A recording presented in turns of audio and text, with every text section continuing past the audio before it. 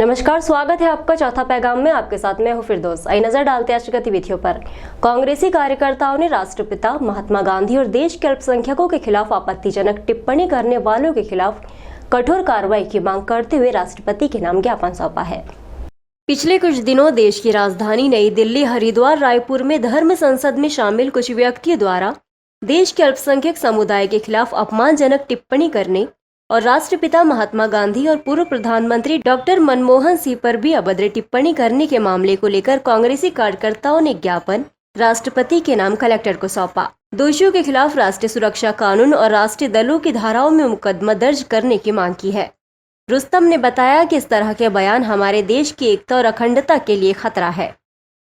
देखिए, ये बुरहानपुर कांग्रेस के हम सभी कार्यकर्ता हैं और पिछले दिनों जो देश के विभिन्न राज्यों में कथित धर्म संसद आयोजित हुई है और उन धर्म संसदों में देश के अल्पसंख्यक समुदाय और राष्ट्रपिता महात्मा गांधी सहित पूर्व प्रधानमंत्री मनमोहन सिंह जी के अगेंस्ट में हिंसक और अभद्र टिप्पणी की गई है और अल्पसंख्यक समुदाय के खिलाफ हिंसा के लिए लोगों को भड़काया गया है। इसके विरुद्ध में हमने दोषियों के खिलाफ राष्ट्रीय सुरक्षा कानून और राष्ट्रद्रोह की धाराओं में कार्रवाई की मांग की है, क्योंकि इन घटनाओं से देश की राष्ट्रीय एकता, अखंडता, शांति और समरसता को आघात पहुंच सकता है और विश्व पटल पर देश की साख और हमारी 5000 साल पुरानी सांस्कृतिक मान्यताओं को चोट पहुंच सकती है। इसलिए हमने आरोपियों के खिलाफ कठोर कार्रवाई की मांग की है। पश्चिम अफ्रीका के देश कैमरून में निजी कंपनी में जॉब कर रहे युवक एडिस अबाबा इथियोपिया वाशिंगटन में कोरोना पॉजिटिव भारत आना चाहता था। रिपोर्ट पॉजिटिव आने पर वही क्वारंटाइन कर दिया गया है। दिसंबर माह में बुरहानपुर में विदेशों से करीब 87 यात्री आए हैं। सभी की रिपोर्ट निगेटिव आई है, लेकिन पश्चिम अफ्रीका के देश कैमरून में एक निजी कंपनी में जॉब कर रहे सिंधी बस्ती बुरहानपुर के 23 साल के युवक की रिपोर्ट कोरोना पॉजिटिव आई। वह 24 दिसंबर को शाम 5 बजे कैमरून से एडिस अबाबा इथियोपिया वाशिंगटन एयरपोर्ट पहुंचा, जहां RT-PCR जांच में रिपोर्ट पॉजिटिव आने पर उसे भारत नहीं आने दिया गया, वही क्वारंटाइन कर दिया गया है। स्वास्थ्य विभाग के अनुसार युवक भारत आने के लिए एयरपोर्ट पहुंचा था। अभी उसकी जीनोम सीक्वेंसिंग रिपोर्ट आना बाकी है। बुरहानपुर स्वास्थ्य विभाग को इसकी सूचना आ गई थी, जिसके बाद एपिडेमियोलॉजिस्ट रविंद्र राजपूत द्वारा लगातार उसका फॉलोअप किया जा रहा है। वही ग्राम दापुरा में कुछ दिन पहले जॉर्डन से आया एक व्यक्ति निगरानी में है। उसकी रिपोर्ट निगेटिव आई है। उसका भी जीनोम सीक्वेंसिंग के लिए सैंपल भेजा गया है। दिसंबर माह में बुरहानपुर में 87 विदेशी यात्री आए। इसमें दम्माम, सऊदी अरब, UAE, Jordan, United kingdom, France, Maldives, Netherland, Singapore, Australia, Germany, Thailand के यात्री शामिल है। सभी की यहाँ RT-PCR जांच की गई, जिसमें रिपोर्ट निगेटिव आई है। कोविड की तीसरी लहर ओमिक्रॉन को लेकर है और ओमिक्रॉन वायरस जिस तरह अफ्रीकन कंट्रीज और अन्य देशों में सामने आया है, उसी तरह मध्य प्रदेश में भी इंदौर जिले में इसके केसेस रिपोर्ट हुए हैं और बुरहानपुर में भी सतर्कता और पूरी तरह से सावधानियां बरती जा रही है।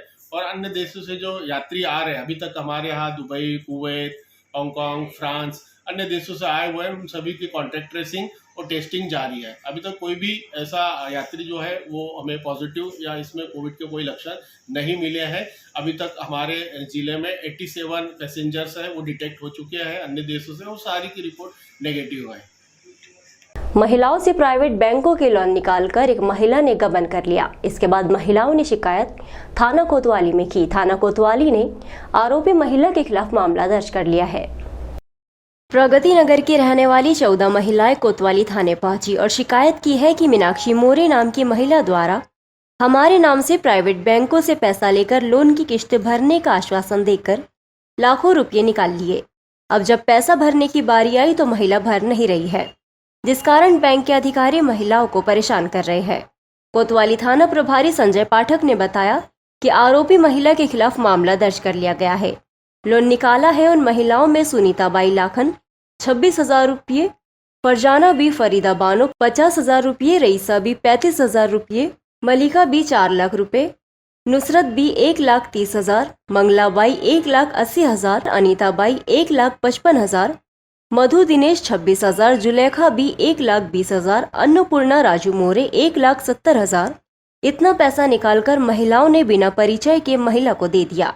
अब महिलाएं परेशान हो रही है। महिलाओं का कहना है कि हमें हमारा पैसा वापस दिया जाए। वहीं पुलिस ने आरोपी महिला के खिलाफ मामला दर्ज कर लिया है। कुछ नहीं, वो हमारे घर आई, बोले बैंक में लोन मिल रहा तो भाभी ले रहे हैं क्या। हाँ। हमने बोला कि नहीं, हमको ज़रूरत नहीं है। बोले उठा लो, मुझे दे देना, मैं भरूंगी किस्त, जो भी आपको लगेंगे 1000-2000 में दे दूंगी। तो हमने बोला ठीक है, पर अब कोई सर लोग को हमारे घर पे आने मत देना, आप पूरी जिम्मेदारी से भरना पैसा तो हम देते।